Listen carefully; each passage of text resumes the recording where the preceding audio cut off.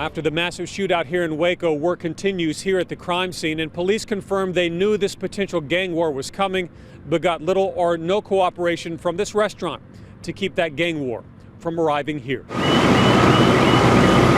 The removal of motorcycles continued through the night at the scene of the shootout, while across town the 170 bikers were given heavily armed escorts on city buses instead.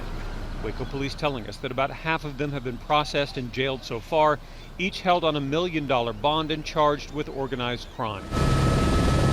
36 hours after the melee, all of the bodies had been removed, but the threats to police officers were still very much alive.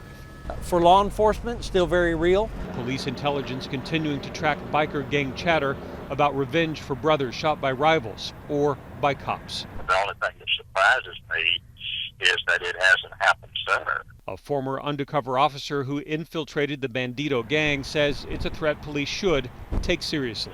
Please don't take anything for granted and don't turn your back. They're like a rattlesnake. You never know what they're going to do. As for the Twin Peaks restaurant that hosted the biker event, this may be its last event ever.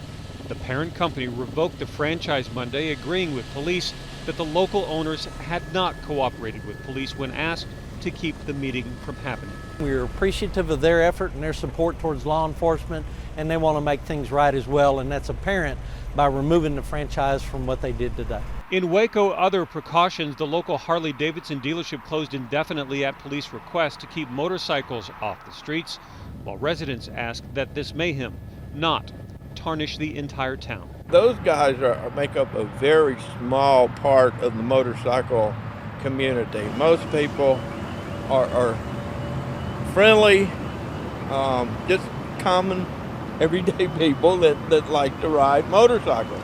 Police expect to wrap up this investigation here at the crime scene in Waco later this morning, impounding each and every one of those motorcycles as evidence, while knowing full well that this turf war in Texas between these biker gangs is far from over.